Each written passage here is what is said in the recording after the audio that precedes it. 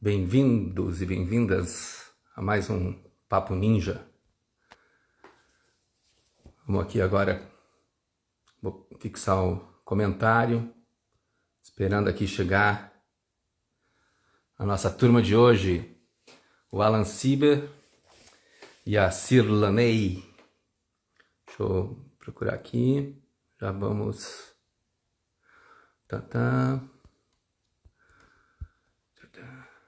Deu aí.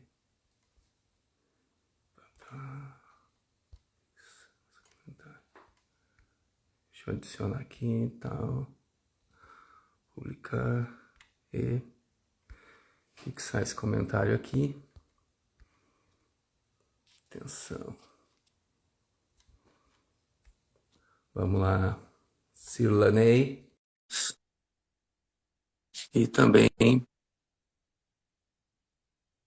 Cirlanei está chegando e o Alan. Olá. Oi, Cirlanei, tudo bem? Oi, tudo bem? Deixa eu Muito chamar o feliz Alan de estar aqui. participando. Tá, aguardando o Alan. Então, chegando aqui, Alan. Ele mandou notícia? Será que ele Tá vem? aqui, tá chegando aqui. Que bom. Estava nervoso. Maravilha. Então, que legal. Vamos lá. Alan Sieber, tá chegando aí também? Boa Tá me noite. vendo aí? Boa Tô noite. vendo. Uhum. Beleza? Olha que maravilha. É o seguinte, ó, vou ter que tirar esses comentários daqui, desativar para a gente conseguir se enxergar direito e trocar uma ideia hoje sobre narrativas de amor e ódio com o Alan Sieber, meu amigo já de algum tempo, né? E a Cirlanei. Cirlane. Rapidinho, eu só vou fazer uma apresentação muito rápida, tá? Porque eu quero é que vocês conversem um pouco aqui com a gente, aqui no nosso Papo Ninja. Todas as quintas-feiras a gente fala sobre escritas ninjas.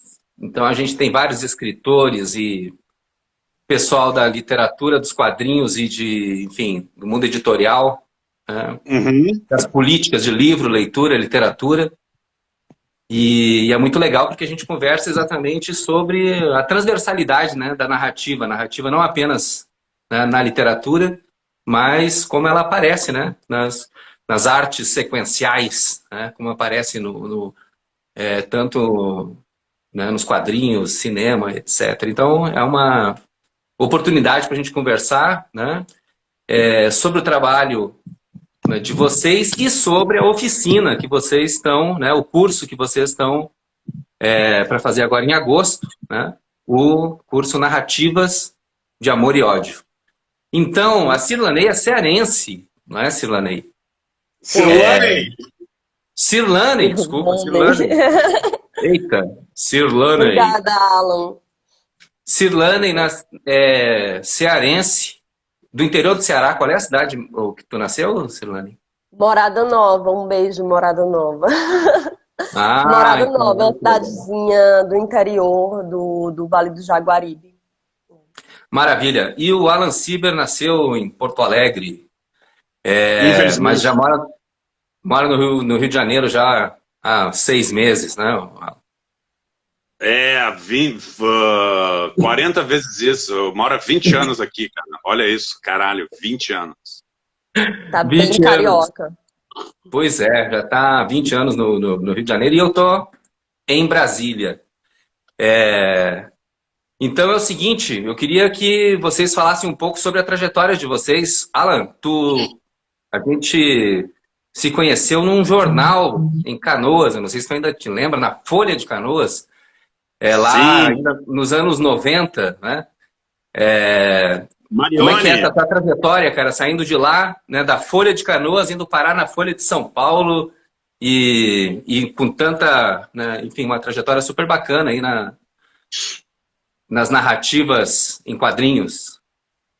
Cara, esse teu resgate aí foi realmente longo. Profundo. Profundo. A Folha foi meu primeiro emprego como desenhista. Antes eu já tinha sido office boy, já tinha sido auxiliar de eletricista, tinha feito várias Folha de coisas. Canoas, hein, gente? Não é a Folha de São Paulo, não. É a Folha de Canoas, Folha de Canoas. E aí, cara, eu nem me lembro exatamente por que vias eu fui para lá. Eu sei que estavam precisando de um desenhista, eu montei um pequeno portfólio, mostrei para a querida Marione, né? Saudosa Marione. Me deu, porra, demais ela. E aí, porra, fui lá. Eu acho que eles estavam realmente precisando muito, porque me contrataram. E aí eu ia todo dia para lá com o nosso valoroso Transurb. Para quem não sabe, o metrô tem um metrô de superfície em Porto Alegre chamado Transurb, que tem uma abrangência boa até, assim, ele vai por, enfim... Vai até Novo Hamburgo. Vai até Novo Hamburgo, exatamente, vai até outras cidades. E aí eu ia todo dia lá de Transurb, e de certa feita, você não vai acreditar, Jefferson, mas eu tava sem dinheiro. Você acredita que eu voltei de Canoas até Porto Alegre a pé? Caraca, velho. Na chuva. Na chuva.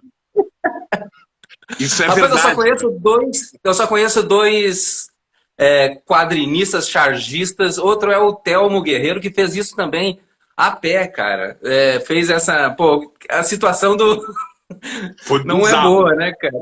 Não, não. Chuva, muita chuva. Rapaz, Cirlanei, e você, então, cearense, como é que foi aí? Sair lá do interior, foi pra capital estudar, não é? Também? Capital, fazer moda, fiz faculdade de moda em Fortaleza. E aí, mas na verdade eu tinha já essa coisa de ser escritora, tinha um blog na época, todo mundo tinha um blog, e aí eu escrevia lá, fazia uma literatura de blog, beatnik e tal. E aí deu na minha cabeça de ir para o Rio de Janeiro também. Eu publiquei um livro com a galera em Fortaleza, e isso me deu uma empolgação de ir para o Rio ser escritora. E aí cheguei no Rio, fui trabalhar numa livraria. Eu já contei a história 1000 vezes, assim. E aí, quando um lugar onde tem muitos escritores, né, livrarias. E aí tinha uma seção de quadrinhos muito, muito maneira, assim. Eu ficava no lugar de trabalhar, eu ficava o dia inteiro lendo os quadrinhos. E foi aí que eu conheci o Preto no Branco, aliás, do Alan Sieber. Pois aí eu pensei, cara, eu tenho que fazer quadrinho. É mais fácil de ser lido. Aí, enfim, comecei a fazer faculdade de pintura, né, para melhorar o desenho, enfim, e fui fazendo e fiz a minha página no Facebook, a Magra de Ruim, que era minha personagem, já era minha personagem do blog, quando era só escrito, mas aí eu comecei a desenhar, e no Facebook tinha essa coisa maravilhosa de compartilhar, que o Instagram não tem muito, né? E aí foi aí que eu consegui um público irado e fiz meu primeiro livro com Catarse, foi massa. E, enfim, foi legal porque era uma época que não tinha também toda essa explosão de quadrinhos que tem hoje, então era muito... Ou seja, você nunca comprou o meu livro, você leu meu livro de graça na livraria. Nunca comprei. Então, tá vendo? Ô, Alan, então, 2004 saiu o Preto no Branco, não é? 2004. Pois é, e aí? Conta aí essa tua passagem aí para o mundo aí de Canoas para o mundo. Então, desculpa, eu sou péssimo em lives porque eu divago muito, eu não consigo manter uma linha reta, mas enfim, eu contei aquela história idiota que eu... na chuva, eu fui a pé de Canoas. Enfim, quem conhece Canoas e Porto Alegre pode imaginar o que foi isso. Na chuva, meus amigos, na chuva e de noite. Assim, foi pelo trilho, costeando o trilho do Transurb ali. E não dava nem para pedir para os colegas, porque os colegas eram tudo duro também.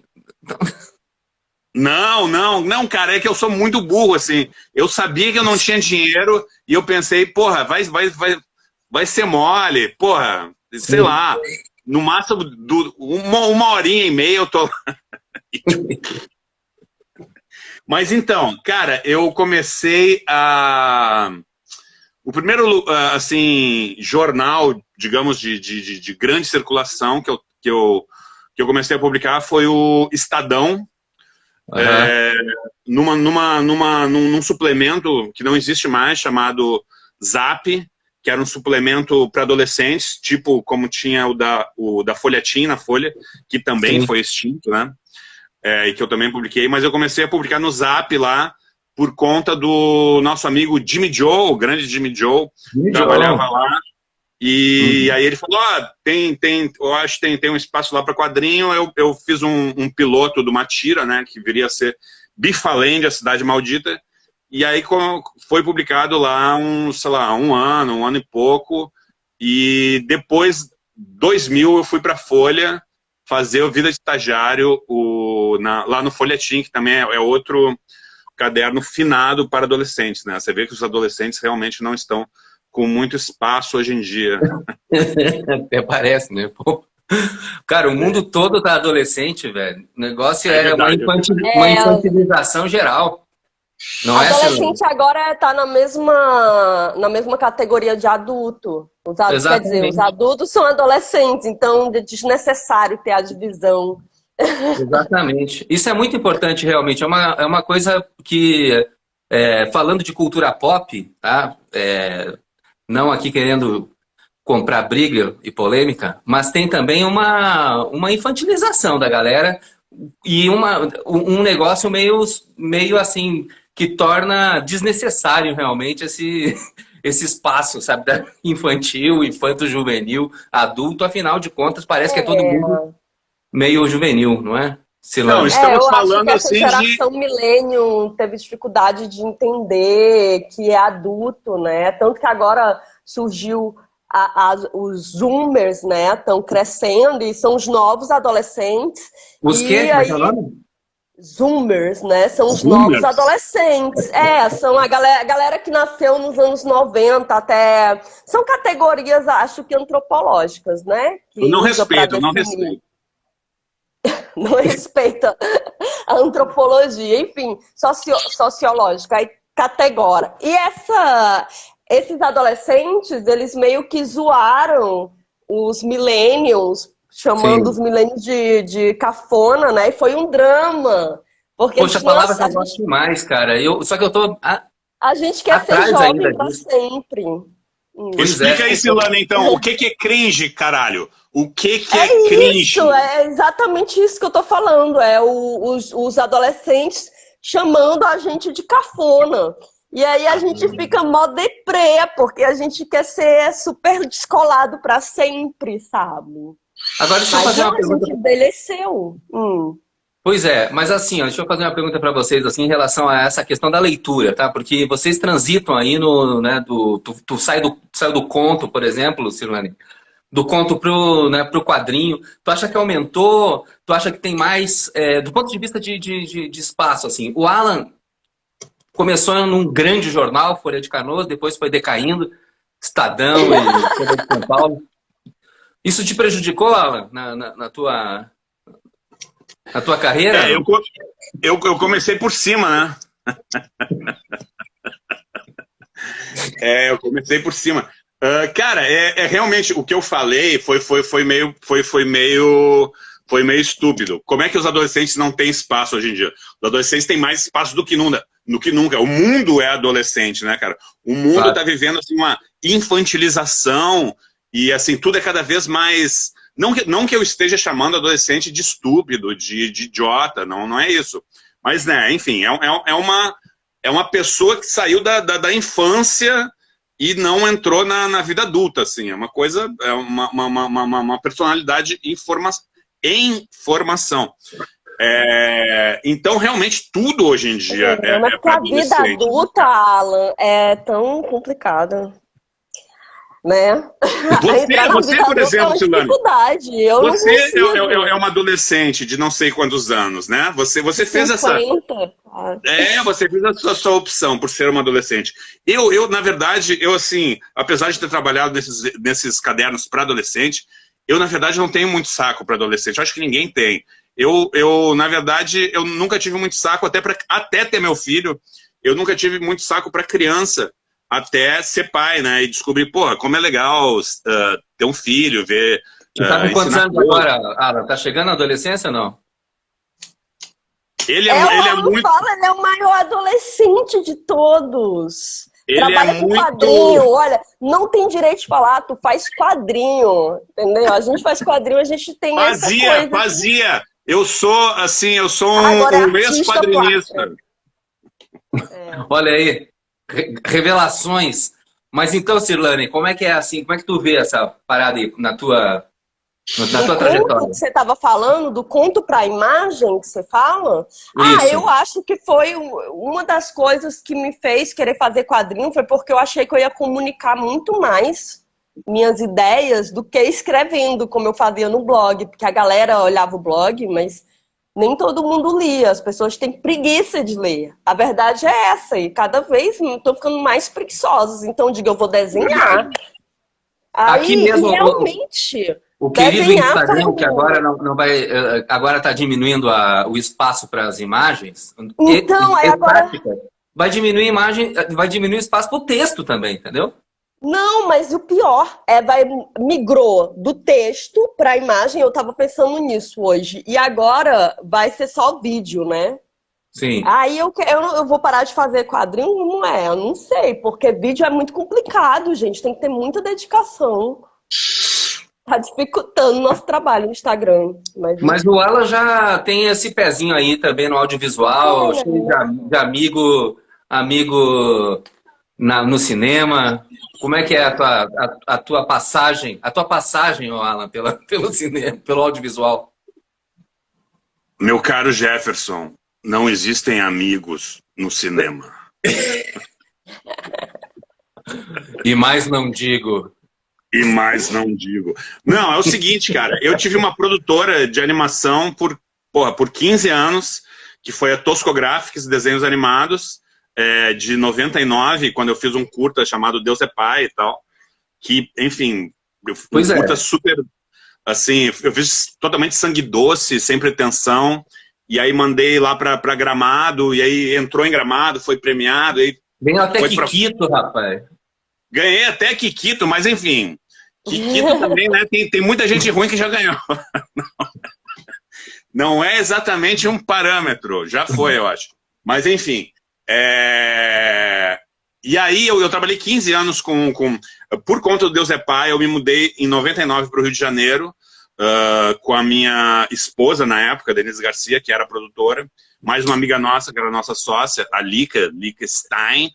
E aí a gente fundou aqui a Tosco Graphics, desenhos animados, para fazer animação, enfim, prestar serviço de animação, né? Porra, agora tu tá desanimado, Alan? Eu sempre fui desanimado e particularmente nesses últimos 2 anos. Mas agora tá desanimado. Eu tô muito desanimado, sim, cara. Mas eu vim pra cá, vim pro Rio. A gente fez algumas coisas para Globo, publicidade, blá blá blá, cinema, nossos curtas, nossas. Ou seja, estava no sistema, ficou rico e hoje vive de renda. Eu sempre tentei entrar no sistema, mas o sistema sempre não aceitou direito o meu ingresso, e enfim. Até hoje eu tento entrar no sistema. Sistema, por favor. Abra a porta. Vende-se. Vende-se. Aluga-se. Se você entrar no sistema, o seu diário não vai ficar mais tão legal. Porque o diário é exatamente essa coisa do cara fora do sistema, eu acho. Sim. Mas também o diário que o Alan tem, porque ele não faz quadrinhos mais no Instagram, mas ele faz... ele faz no Apoia-se dele para quem assina. E aí diariamente esse maluco posta. Mas tem alguém que apoia, gente? Eu tem, apoio. Cara. Eu vivo por incrível que pareça, Jefferson, eu vivo do meu diário, eu vivo dos meus apoiadores. Mas porque é muito bom mesmo, vale a pena. Segue lá. Olha aí, já fiz seu jabá. Não, então, mas olha só. Apoie Alan Sieber no Apoia-se do Meu Diário, né? Meu querido diário. Meu querido diário. E tu, Cirlane, tu tem uma atuação aí, Facebook e Instagram, e, enfim, tu não é apocalíptica, é integrada, como diria o Humberto Eco. Bem integrada. Essa aí foi tipo piada para a galera de humanas. Piada para a galera de humanas. Enfim. Na verdade, eu acho muito difícil essa coisa de ver conectado, mas é onde eu alcancei o público, né? Meu público, já que eu não tinha quem me indicasse para... Não conhecia ninguém antes, todo esse esquema para entrar no sistema também. Também sou uma fora do sistema, acho que por isso que eu me identificava muito com o trabalho do Alan. E aí, Pois é, uma coisa só. O Zine, a passagem tua pelo Zine, o Alan não lembra. Tu fez alguma coisa de Zine, Alan? Depois tu comenta aí. Porra, eu comecei me autopublicando, fazendo Glória, Glória, Aleluia, que por sinal, sim, os primeiros eram impressos justamente numa permuta que eu fiz com a Marione, lá da Folha de Canoas. Eu lembro, exatamente. E aí, porra, fiz bastante fanzine, e é uma coisa louca você falar isso hoje em dia, né? Mas enfim, a gente está falando aí anos 90, começo dos anos 90. Eu conheci pessoas por carta, através dos trocando fanzines, entendeu? Grandes amigos meus, porra, MZK, Leonardo, aqui do Rio. Cara, olha que louco, eu conheci trocando fanzines por correio com esses caras. Uma coisa que enfim, falava antes do não Facebook. Não existe mais, né? Antes dos blogs, né, eu acho. Que tinha esse rolê do... Eu não cheguei a acompanhar esse rolê do fanzine trocado. Quando eu entrei no mundo dos fanzines, já era quase uma coisa vintage, né? A gente fazia por uma questão estética. Mas também porque o impresso, você vê, você se autopublicar. Eu lembro que a primeira coisa que eu fiz mesmo foi quando eu fui para a Feira de Quadrinhos em Belo Horizonte, foi levar minha zine. E aí eu fiz uma grana, sacou? Vendendo umas paradinhas de 10, 12 reais. Então era uma parada na, massa. Na feira aqui de Brasília também, não é? Não. Sim, eu ganhei o prêmio aí na Dente de Ouro. E com o meu livro. E tipo, essas feiras, né, cara, que a pandemia arrancou da gente, porque era um ganha-pão irado também, mas que agora vai voltar. Que era vender as paradinhas na feira. Amo. Mas uma coisa que eu acho louca em relação ao fanzine é que hoje... Desculpa te interromper, Celane. É que hoje em dia o zine virou quase uma coisa... Tem zines de luxo, né? Zines... Capa dura. Porra, com várias cores de serigrafia... Com aquele método de impressão que eu acho demais lá do leste europeu, como é que é? Risografia, né? Que fica aquela seleção de cores meio tosca, assim. Então o zine, que era uma coisa muito básica e tosca, que era basicamente você montar uma boneca, montar um piloto, e você ir no xerox da esquina e multiplicar aquilo... Virou uma coisa assim, muito mais. 98 eu acho que eu fazia isso no é legal 98 com duas folhas ofício. Dava 16 páginas, que era a URB. E eu vendia no Bonfim, fazia meus poemas e eu próprio ilustrava, toscográfico. Não existia ainda toscográfico, mas era uma forma totalmente tosca, exatamente de... E era interessante, porque tu tinha uma possibilidade de conversar com as pessoas. Quem, por exemplo, eu morava em Canoas, Alan, e chegar na Cidade Baixa, que não era muita gente na Cidade Baixa, mas no Bonfim, que era mais, tu podia chegar nas pessoas, conversar com as pessoas, entendeu? Algo que tu não tinha moral nenhuma para chegar, para conversar com ninguém, entendeu? E tem isso, né? Essas conexões que tu estava falando, e acho que Silane também, né? Também eu conheci várias minas iradas dos quadrinhos com troca de fanzine, né? E você tá falando do fanzine gourmet, o meu fanzine é super gourmet, eu costurava, tinha maior trabalho, capa Fanzine gourmet, brilhosa, exatamente. botar florzinha, tudo, sacou? Mas o que eu gosto do zine é isso, é a experimentação, você pode... Não tem limites a parada do zine. E também acho lindo esse xerocadão que você vira e tal. E, aliás, é um dos pontos da nossa oficina, né, Alan? A gente vai fazer essa viagem ao túnel do tempo e propor uns fanzines e uns modelos de fanzines simples e tal. A última parte da oficina, a gente está justamente focando nisso aí da autopublicação mesmo. Entendeu? Assim, com uma folha... Faça um zine de 16 páginas, né? Um zine pequenininho, ou enfim. Faz o menorzinho aquele.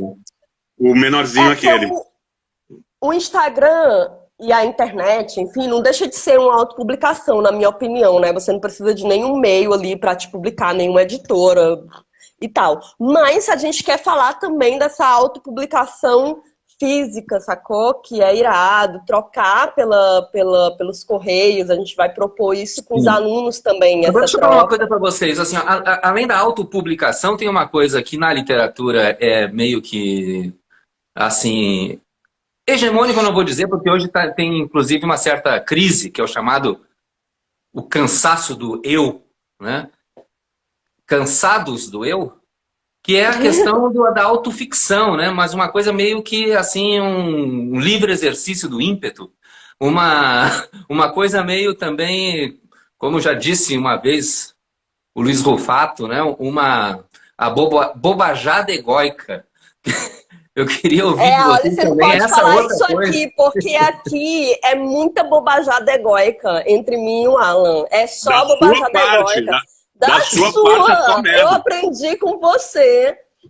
Não, mas assim, eu quero evoluir para não fazer autoficção. Mentira, eu não sei se eu quero evoluir. Eu gosto do autobiográfico, minhas referências são autobiográficas, sabe? Eu gosto de Henry Miller, dessas coisas, Bukowski e tal. Mas, por exemplo, a Gabi, que é uma quadrinista maravilhosa, feminista, é uma das paradas que eu mais admiro nela, ela criar universos, sabe? Para os livros dela. Ela criou agora um universo de ficção científica, um mundo onde só existem mulheres, muita doideira.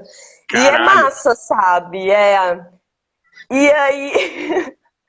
ela fugiu dessa coisa de ficar falando de si, porque às vezes eu acho que falar de si é fácil, né? É mais fácil, será? Não sei. O que é que você acha, Alan? É que, cara, tem como o Jefferson tava falando, tem essa questão do umbiguismo, né? Da gente falar sobre nós mesmos, que, enfim, é uma coisa aparentemente fácil, né? Porque, enfim, o material não... Né? O material nunca vai faltar, porque você está falando de você mesmo. Agora é uma questão de você... como você temperar isso com assim... Qual nível de sinceridade você vai usar, entendeu? Essa aí já entra uma questão de coragem, né? De postura. Que eu penso também. Qual é a personagem que está sendo construída, né, Cirlane? Assim, qual é a personagem que está sendo construída de si próprio para o resto do... Né? Até porque também eu acho que se for sempre verdade, principalmente se for uma narrativa mais longa, então... ela não tem graça. Você tem que mentir, tem que enfeitar os fatos, porque senão a narrativa em si, a vida, não é que ela tem tanta graça assim, sabe? Mas eu acho que nas narrativas curtas dá pra... sabe, né? Que a vida da gente... O cinema, a ficção é mais interessante, eu acho. Assim, o nosso programa aqui é muito chique, muito alto nível, entendeu? Então tem que citar o George Steiner, por exemplo, teórico da literatura no século passado, final do século passado, mas ele fala uma coisa muito importante. O mais importante da literatura é a mentira. Não é a questão ficcional, simplesmente, mas a mentira mesmo. Não é? Até que ponto, entendeu? Do tipo, a mentira é uma forma de enfrentar a mentira da sociedade, a mentira, entendeu? Dos nacionalismos, a mentira das ficções de si próprio, né? Porque parece que são identidades... tão certinhas, tão completas, no entanto, cheias de mentira, né? Agora, a literatura, exatamente por operar nessa, né, no fingimento, na ficção, né? E eu estou falando de literatura, quero dizer a ficção em geral, né? O cinema, quadrinhos, etc. Então, assim, de que maneira, Alan, como é que tu vê, assim, por exemplo, essa tensão, que eu acho uma coisa muito interessante, invenção, né? Mentira, o ficcional, e se apropriando de questões próprias, né? De uma relação tua com a vida. Como é que tu... Olha, eu fui, assim... Eu tive, digamos, algumas epifanias através de... Olha aí, ó. Melhorou o nível, viu? A Epifania. Silane não sabe o que é epifania, mas depois ela vai olhar no Google. Olha aí, ó. Já vai ter cancelamento do Alan.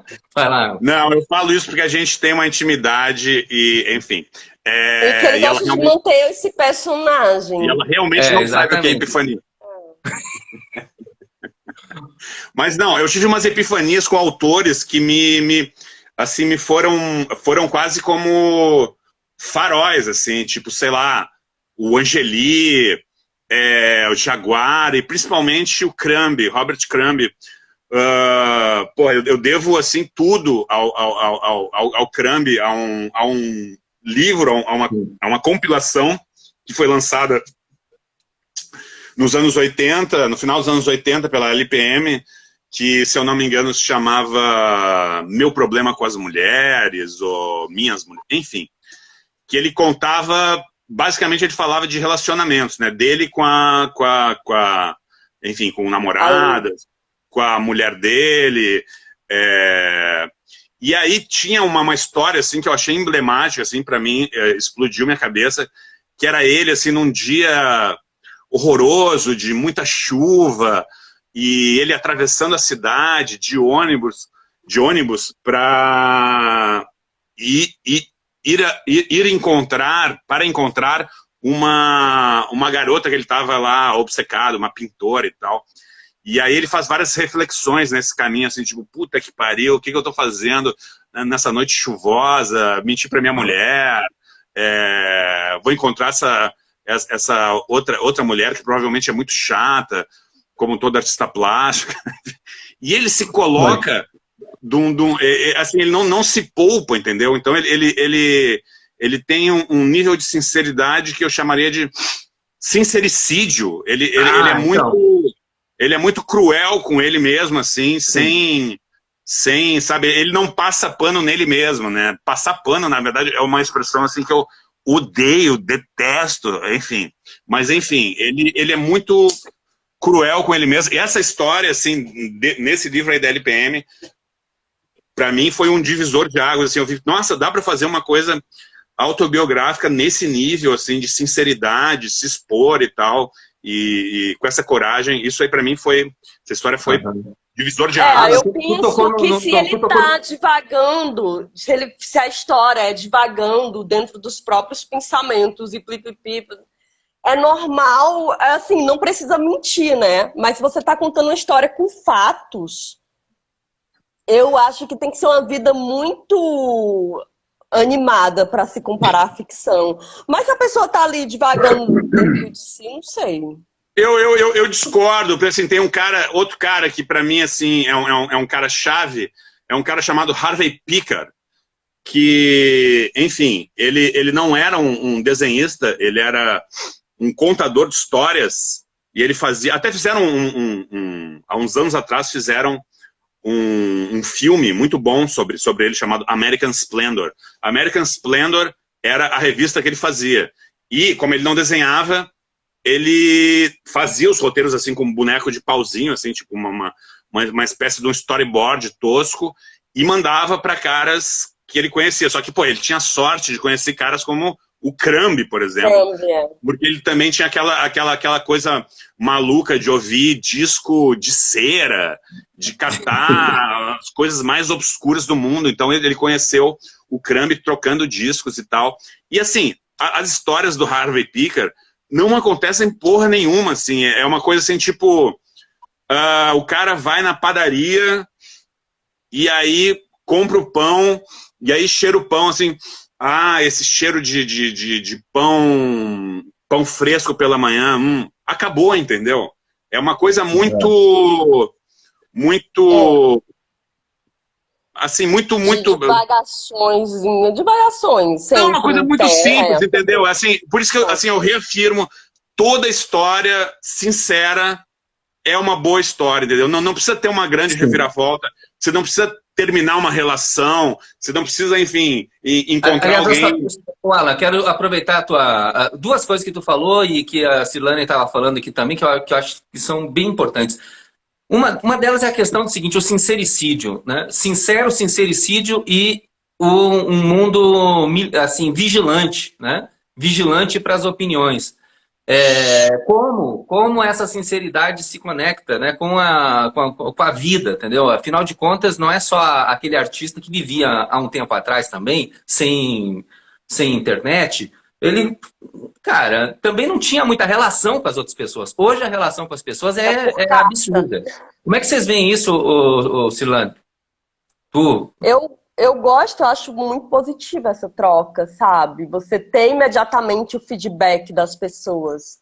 Eu fico tímida às vezes, mas eu acho que me esconder atrás da personagem, né, do desenho, me deixa mais livre para ir para escrever meus sincericídios, né? Não, mas eu acho você bastante corajosa, você se expõe muito, você expõe momentos íntimos seus de relações, e assim, eu vejo pouca gente fazer isso do jeito que você faz. Eu acho isso bem, assim, acho bem interessante e... Enfim. Me devendo um elogio depois das merdas que falou. Tô brincando. Eu tô te devendo aquela grana, Cirlane. Ó, agora é essa. Estamos kits, beleza? Tá bom. Não, então, quanto à vigilância que você falou, assim, eu já fiquei mal com algumas paradas de feedback. Eu até estava conversando isso com o Alan algumas vezes que eu recebi, mas eu acho que sempre é importante, porque me mostra algum... Se eu acredito, eu sempre faço coisas que eu acredito, óbvio, né? Então, assim, se a pessoa vai contra, diz que eu errei numa coisa que eu acredito, por exemplo, digamos, né? Uma das minhas bandeiras é o feminismo. Se vem uma mina e fala assim, olha, isso que você fez não foi nada feminista, não sei o quê, ou esse quadrinho tá sendo escroto com as mulheres e tal. Eu penso sobre aquilo, mas não aconteceu muitas vezes. Agora, por exemplo, se chega um bolsominion, que chega sempre, né? No meu trabalho, porque eu também faço um pouco trabalho político. Mano, por isso não dá nem para deixar os comentários ativados aqui, porque fica impossível. Imagina. Não, e eles são, assim, eles são violentos, né? Violentos, os comentários, às vezes me desgastam. Por exemplo, no Instagram, não sei porquê, não rola tanto. Eu não entrei no buraco deles lá.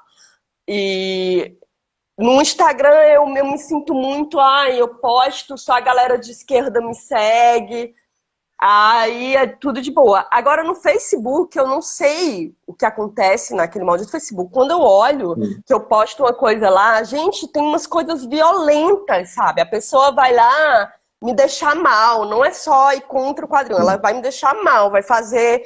que geralmente é assim, ou se mata, ou desiste dos quadrinhos. Aqui no Papo Ninja, inclusive, tem que escovar os dentes, porque chega gente dizendo assim, ó, não escovar os dentes, vocês são todos... Assim, é um troço absurdo. Alan Sieber, além de ter escovado os dentes, eu quero saber o seguinte, como é que foi a tua saída da Folha de São Paulo? Essa foi demais, se aposenta, desculpa. Mas mandaram pra mim. Como foi a saída da Folha de São Paulo? Minha saída da Folha de São Paulo foi bastante nebulosa. Até hoje eu não sei, porque eu fui chutado da Folha. Eu comecei na Folha em 2000, lá fazendo vida de estagiário, no Folhetim. Depois, em 2005, eu comecei a fazer tiras para Ilustrada, semanal, né? Antes aos domingos e depois aos sábados, ou vice-versa. E aí, em 2011, por um motivo horroroso, a morte do Glauco, né? Quando o Glauco foi assassinado, abriu um espaço lá nos quadrinhos da Ilustrada, e aí eu entrei diariamente, entrei diário, né? E fiquei diário até 2017, quando, assim, sem nenhuma explicação, me ligam numa sexta-feira falando que não precisa entregar mais não precisa entregar as tiras de, sei lá, de segunda e terça, porque, enfim, eu não... Mas eu lembro, tem uma época, um pouco antes de tu sair, que tinham algumas críticas ao Temer, não é? Sim, eu tinha um personagem... Na verdade, na Folha, eu publicava, assim, de segunda a quinta, eu publicava a Bifaland, a Cidade Maldita, que era uma tira colorida, que era num micro-universo, né? Que era uma cidade, com um prefeito, enfim, o prefeito era o reverendo... gourmet, colorida. Era uma tira gourmet colorida. E terça e sexta, sábado e domingo, eu publicava preto no branco, que é uma coisa mais, como sempre foi, uma coisa mais autobiográfica. E Sim. Aí, eu comecei a introduzir na tira de Bifaland um personagem chamado Vincent Satamer. Que, assim, por vias tortuosas, o prefeito de Bifaland entrou num coma e não sei mais do coma, ele virou prefeito de Bifaland e tal. E aí, eu acho, porque nunca me falaram nada, eu acho isso muito louco, uma pessoa, você trabalha 15 anos para um jornal e ninguém te fala por que você está sendo despedido. Acho muito louco. Mas até onde eu pude apurar tem a ver com esse negócio do Vincent Satamer, entendeu? Só que, cara, enfim, é bastante frustrante, porque eu gostava de fazer tiras diárias, apesar de ser um pouco cansativo. Você fazer uma tira diária mesmo, é meio pesado, mas eu fiquei bastante frustrado, assim, principalmente por essa questão, assim, de total deselegância da Folha, de me chutar sem falar nada, assim. Não, assim, eu tentando muito saber, aí vieram com uma explicação idiota, não, é para botar uma mulher na sessão. Mas, porra, tinha várias pessoas que usavam cueca que podiam sair, entendeu? Não era só eu, entendeu? Se era para botar uma mulher no lugar de um homem, porra, tinham vários homens ali. Até o Laerte, enfim, foda-se. Enfim, tinha... Então ficou uma coisa... Isso aí foi uma coisa que me deixou, assim, bastante puto, eu diria. Mas, enfim. Mas, assim, jornal é uma parada que tá, assim, tem poucos e estão acabando, então eu acho que... Hoje quem começa a fazer quadrinho nem pensa mais nisso. Fala. Um minutinho que eu vou pegar uma cerveja, 1 minuto. 1 minuto. Então, Cirlane, eu quero que tu fale, aproveite que o Alan não está aqui para falar da estrutura do curso, para ele não atrapalhar a nossa conversa aqui. Tá, então eu pensei nesse curso junto com o Alan, sobre o nosso processo criativo de criar quadrinhos ou imagens com texto ou sem texto, enfim. Do momento que a gente tem essa ideia, algo do cotidiano, algo da nossa temática, até a forma da gente trabalhar essa ideia, transformar num quadrinho, né? Então a gente foi conversando de cada etapa do processo para a gente conseguir meio que categorizar isso e conseguir passar de uma forma que outras pessoas possam aprender também, né? Ou acrescentar, ou bater. São 4 encontros. Então, nesses 4 encontros, no primeiro, a gente vai falar das nossas inspirações, a gente vai falar um pouco da nossa trajetória, com mais detalhes assim, de aprendizados, caminhos que a gente seguiu, e erros e acertos, coisas assim. E aí, na segunda aula, a gente vai falar sobre a ideia, né, sobre a pesquisa, sobre como a gente a forma como a gente faz a pesquisa, né, as ferramentas que a gente usa, tanto para capturar celular, nossas coisas preferidas assim.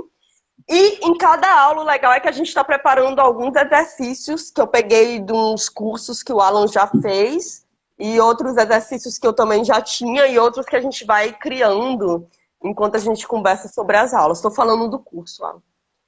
E Muito aí bem. o terceiro encontro é sobre o processo em si. Aí, no caso, as ferramentas de desenho que a gente usa, colagem, a gente vai abrir várias possibilidades, assim.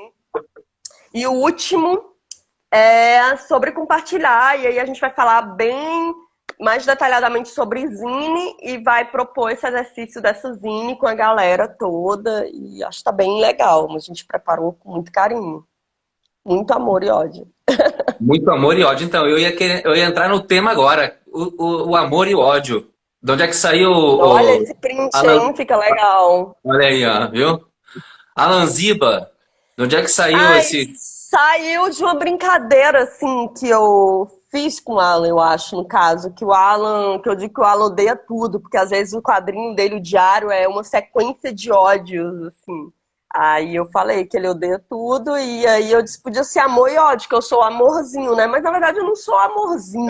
Você não é tão Eu tô bem amorzinho. longe de ser amorzinho, mas eu me esforço. Mas assim, depois pensando sobre esses temas, né, todos, a gente pensa que o ódio ele é muito criativo, né? O ódio criativo, em vez do ócio criativo... Exatamente. Tem o ódio criativo. O ódio criativo é o que a gente vai falar no curso, sobre o ódio criativo. E o amor também, na medida do possível. O amor pela arte, pelo menos. Então, e colocando a nossa loucura brasileira de ódio em tudo que é canto, como é que vocês veem esse país maluco nesse momento? Vocês têm esperança aí no amor? Numa sociedade tão dilacerada como a que nós estamos vivendo hoje? Como é que vocês estão vendo esse momento político desse país aí? Cara, assim, como você bem sabe, meu caro Jefferson, eu sempre fui uma pessoa bastante pessimista, assim. Eu sempre esperei pelo pior e sempre tive o pior de volta. Mas você imaginava que ia ficar tão ruim antes? Então, né? Mesmo nos meus mais pesados, nas minhas mais pesadas expectativas, enfim, eu nunca imaginei que a gente estaria vivendo no Brasil em 2021, 2020, uma situação tão bizarra, tão horrível, com gente tão estúpida e ruim, gente má no poder, entendeu? Assim, isso assim extrapolou qualquer pessimismo meu, assim, tipo assim, é mais do que um pesadelo que virou realidade, assim. Eu nem tinha esse pesadelo, assim, pra mim era tão, assim, estapafúrdio, assim, chegar num nível... O básico já era ruim, o básico já era ruim. Sim. Agora... Então, agora assim, a gente tá vendo uma situação bizarra. Eu tô estupefato, cara. Eu acho, assim, que... Eu não sei se é o amor que vai nos tirar dessa, mas eu acho que, sem dúvida, é a informação, entendeu? É a informação, é o bombardeio de informação verdadeira, né? Porque, enfim, realmente tem uma parte enorme da população que se... que se inteira das notícias pelo grupo de WhatsApp do condomínio, pelo grupo de WhatsApp da família. Assim, é um negócio absurdo, entendeu? Assim, parece que eu recebi uma notícia, entre aspas, pelo WhatsApp. É verdade, isso é muito louco, entendeu? Então, tudo é verdade. Então é muito complicado, eu acho que a gente só sai desse lamaçal, assim, num processo de depurar toda essa mentira. Desculpa interromper, mas agora que eles estão acuados com toda a merda sendo revelada, né, parece que o discurso de ódio aumenta, né?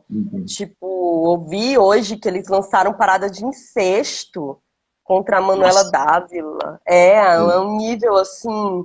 Não, a Manuela foi vítima de coisas, assim, absurdas, cara, assim, porque é um pessoal, assim, intrinsecamente, assim, ruim, são pessoas, assim, de fato ruim. Não é que eu tô julgando um caráter. Não, não, é uma galera, assim, do mal. São pessoas que você realmente jamais teria nenhuma relação, porque, enfim, elas são de outra turma. A turma do mal, assim, um pessoal muito psicopata. Assim, zero... A palavra, eu acho, chave é empatia.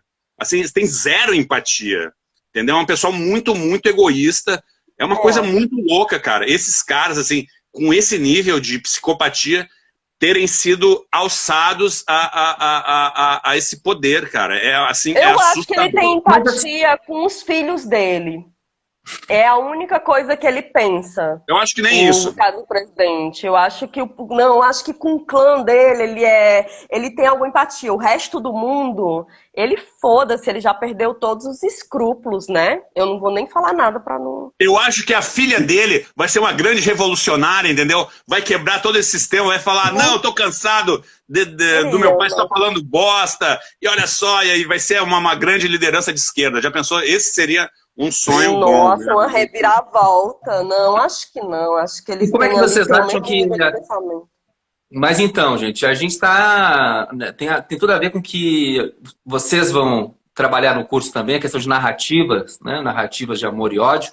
Narrativa no sentido de seguinte, tem uma disputa narrativa, né, absurda, né? Uma disputa sobre verdade, sobre mentira, sobre versões, sobre, enfim, interpretações, né? Nós estamos vivendo um deserto nietzschiano, né? Tudo é interpretação, não tem verdade, né, é Dostoiévski e Nietzsche na veia. Deus não existe, tudo é permitido. E esse tudo é permitido traz esse monte de loucura que a gente está vendo aí, né? Como é que vocês veem a questão da escrita, tá? Eu tô falando da escrita agora, eu sei que vocês desenham, mas o Alan, por exemplo, e o teu trabalho, que eu conheço um pouco menos, mas eu noto assim que vocês tem uma questão narrativa, né? Quer dizer, não é só o desenho. O Alan tem um domínio de uma técnica de 3 quadrinhos, apresenta situações, né, de ato 1, ato 2, ato 3, o desequilíbrio se reequilibra numa, né, equilíbrio, desequilíbrio, reequilíbrio, de uma forma assim muito, muito hábil, né? Que eu quero dizer o seguinte, como é que vocês veem o trabalho de vocês como, entendeu, como escritores, tá? Como, né, como quem está fazendo narrativa, né? Diante das narrativas aí que imperam nesse nosso país? Cara, é um trabalho, assim, bastante árduo, né?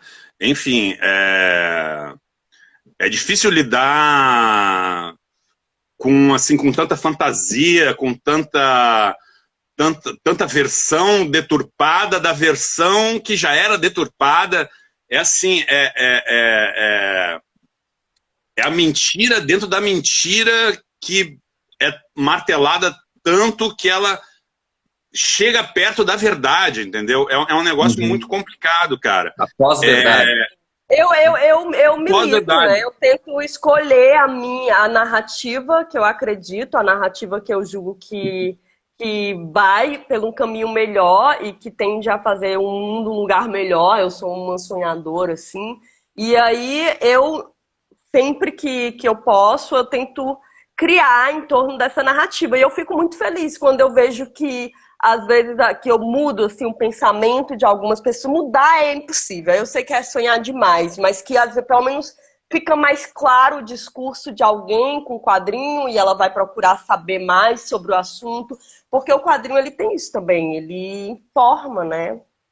Claro. Mas, assim, ó, isso é uma coisa que me incomoda a mim, assim, e no meu trabalho, e digamos, na minha relação com os leitores, é que parece que eu só tô falando, isso é uma coisa que me irrita muito, parece que eu só tô falando para convertidos, entendeu? Eu não consigo furar essa bolha. Eu tô falando para quem tá do meu lado, mas eu queria falar para quem tá do outro lado.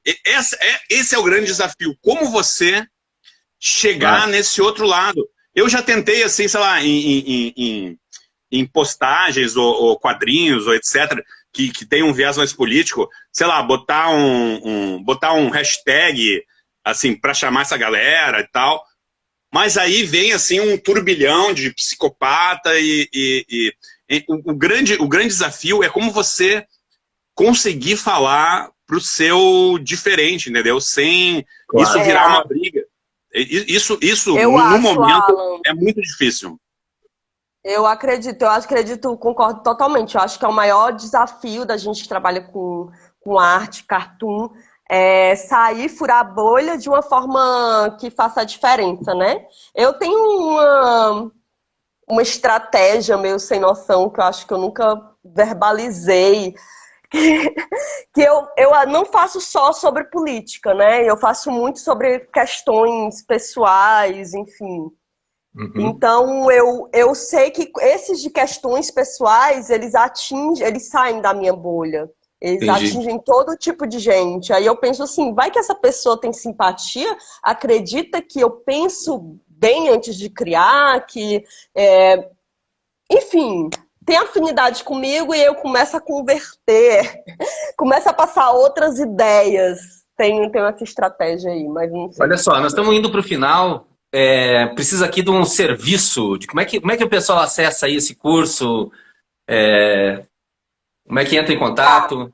Eu falo, tu fala. Eu vou falar um pouco, depois tu fala, Alan. Eu só falar que tanto você pode ir no meu perfil aqui, clicar Mídia Ninja, tem Alan Ciber Cirlane, ou no meu, ou no do Alan. Vai ter lá bonitinho no link para você clicar e já é a página de inscrição e você vai poder saber mais sobre o curso. Não precisa saber desenhar, exatamente, não precisa saber desenhar também. Então, era isso que eu ia perguntar. Isso, é bem nível iniciante também, mas se você já sabe desenhar e quer desenvolver mais, também é para todos. Não, e outra, entendeu? A gente não está falando exatamente só sobre desenho, a gente está falando sobre narrativas gráficas. Você pode roubar desenho dos outros, você pode usar fotos, você pode usar imagens aleatórias que você catou na internet, entendeu? Você pode, você não tá preso nesse negócio assim, puxa, mas eu não sei desenhar. O que também, esse conceito assim de eu não sei desenhar é uma grande palhaçada, porque eu acho que todo mundo sabe desenhar, cara, todo mundo desenha, só que cada um desenha de um jeito, né? Tem uma coisa muito interessante, toda criança adora desenhar, isso assim, toda criança até, sei lá, acho que uns 6, 7 anos, não sei, adora desenhar. Depois, isso vai se perdendo. Eu não sei porquê. No caso do meu filho, como eu desenho... A escola pode também dar um jeito de tirar a vontade da criançada, né? Muitas vezes isso acontece. Mas assim, eu não quero ser... Eu tenho um livro antigo, já de 20 anos atrás, que se chama Máquina de Destruir Leitores. A criançada gosta de ler. Mas à medida que vai entrando no mundo pragmático e utilitário, e algumas escolas, eu não vou dizer todas, tá? Mas infelizmente é uma realidade no Brasil, vão tirando a vontade da criançada de ler. E vai gerando uma coisa tão chata, tão incômoda, que a criançada vai saindo da sua relação prazerosa com a leitura e vai virando, enfim, um peso. Da mesma maneira, eu tenho 2 filhas pequenas, né? Já um filho mais velho, de 23 anos, e é impressionante assim, as etapas, né? Como vão influenciando realmente, né, nesse desejo. A gente quer propor um resgate nessa criatividade aí. Isso, esse resgate acho que é fundamental. Queridos, é o seguinte, nós estamos indo para o finalzinho aqui, só para dizer uma coisa, foi super legal, eu adorei conversar com vocês. Eu amei muito, muito obrigada. E o seguinte, eu quero só convidar para quinta que vem, tá bem? A gente vai aqui continuar na nossa parceria Mídia Ninja e Quadro Amarelo Escrita, que é o nosso curso de escrita criativa, www.quadroamarelo.com.br. Lá tem o nosso curso de escrita criativa online, eu e o Assis Brasil, né, que é o professor Assis Brasil, escritor. E também, né, então, a gente faz essa discussão, essa conversa, Alan e Cirlane, no sentido sempre de conectar a escrita com o sistema literário, né? Pensar algo mais complexo.